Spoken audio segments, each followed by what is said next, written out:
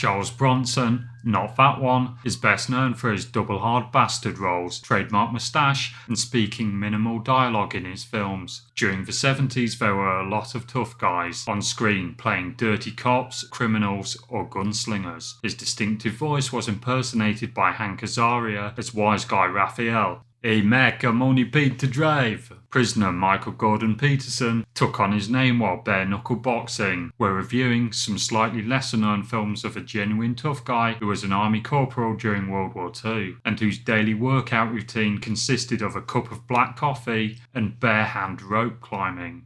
10 to Midnight is about an LAPD cop and his rookie sidekick. They're on the trail of a homicidal maniac who's cutting up young women. J. Lee Thompson has never been the best director in the world, but his films have always had a raw, visceral power, and this is no exception. His version of Cape Fear is better than the De Niro Scorsese version, and I'll fight anyone who says otherwise. As great as De Niro and Scorsese are, it feels a bit like De Niro playing a pantomime baddie in a schlocky TV movie.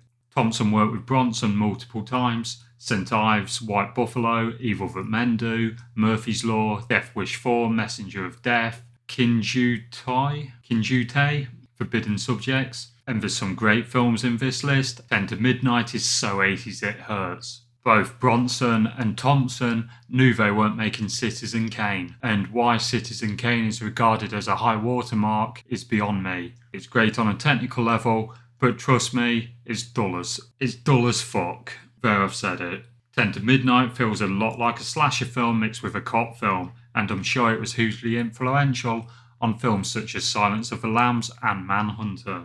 It has that sleazy combination of sex and violence, much like the Brian De Palma film Body Double, which also came out in the 80s. It also has a good score, which wouldn't be out of place in a horror film.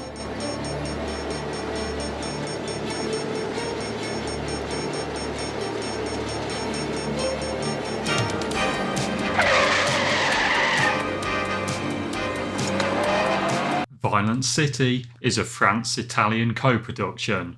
It was filmed in the Virgin Islands, Italy, and Louisiana. The film sports lush cinematography, classy editing, and an incredible Morricone score.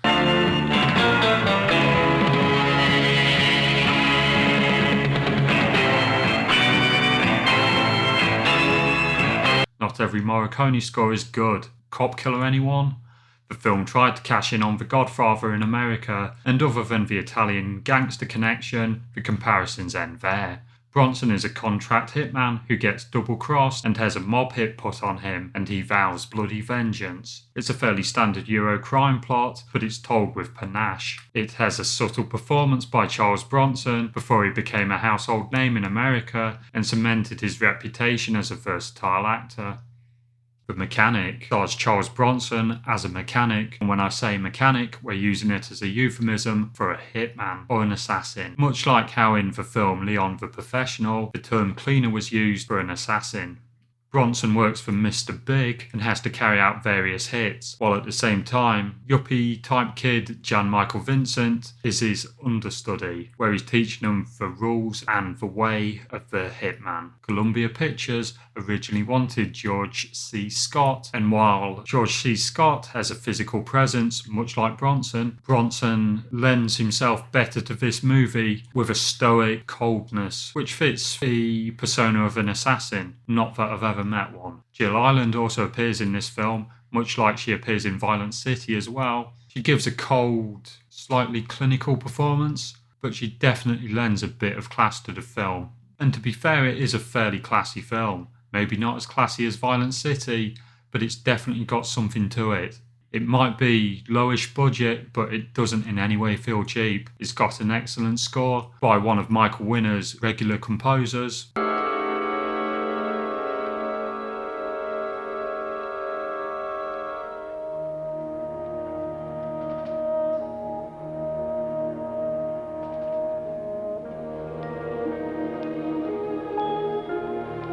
And it's not as bloodthirsty as something like Death Wish, but it's definitely still a powerful film with many stunning scenes. In the 70s, filmmakers weren't afraid to challenge the audiences, And a lot of the films from the 70s are so widely respected because they were existential films dealing with complicated characters, such as Taxi Driver. And this film is no exception. It's a much more intelligent film than a lot of people give it credit for. And while Michael Winner may not be the greatest director in the world, he is a very good director, and he knew how to give people exactly what they wanted, much like J. Lee Thompson and Brian De Palma, which is relatively short films which delivered on action, violence, character, sex in some cases, without being 3-hour-long bore fests with no real meaning or substance like the sort of films we get today. So it's Free for Friday, also known as a Friday threesome, and the films are ranked. If you remember last week, it was Mondo Macabro films, and I thought those films were good but not great. I said every single film was a 6 out of 10. This week, every single film is a cracker. They're all really good films and also worth your time.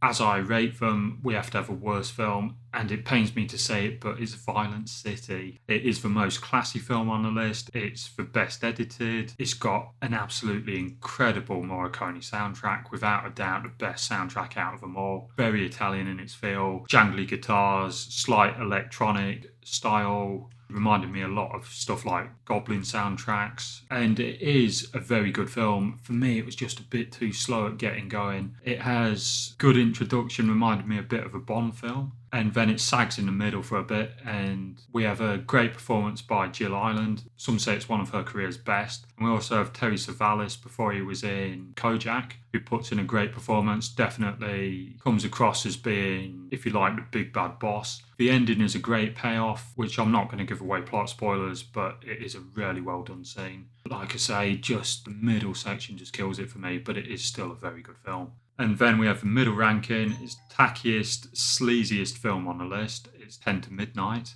J. Lee Thompson and Bronson getting together. They've worked together a lot of times, and it is a sleazy, grimy film. Siskel and Ebert hated it when they reviewed it. They called it, I think, a sewer film, and that it belonged in the gutter. This is a scummy little sewer of a movie. A cesspool that lingers sadistically on shots of a killer terrifying and killing helpless women, and then is shameless enough to end with an appeal to law and order.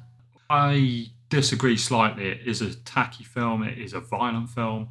It is a film with a lot of nudity, mainly male nudity, and it is nasty in its premise. It delivers in spades on violence. I wouldn't say necessarily sexiness, but sort of exploitation content. That's how I'm going to describe it. It is a Hollywood exploitation film. If you're a fan of things like Body Double by Brian De Palma, it's not as good, but it is an interesting film. It is better put together, and the acting's better than a lot of people have given it credit for. It is genuinely, in my opinion, a very good film. It is, as I say, just another good exploitation film. It's not a masterpiece. I can't stress that enough.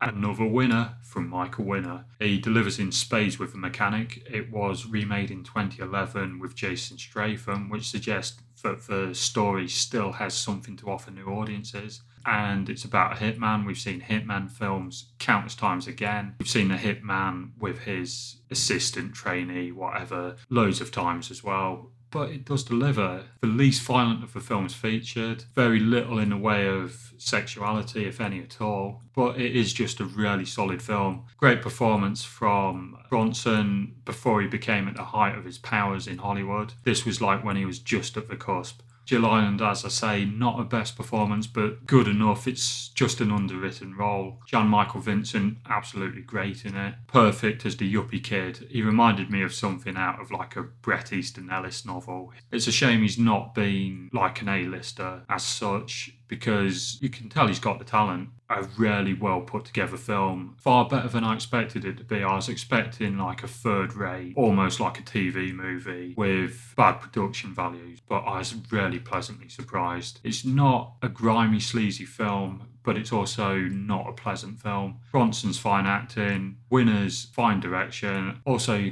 just got a really nice soundtrack as well. It's just the whole package, really. Do check it out. Hopefully, we will be back with another Free for Friday next week. Fingers crossed. I'm quite busy at the moment, but I'm trying to deliver the goods. If not the week after, I promise, pinky swear. And I hope you enjoyed.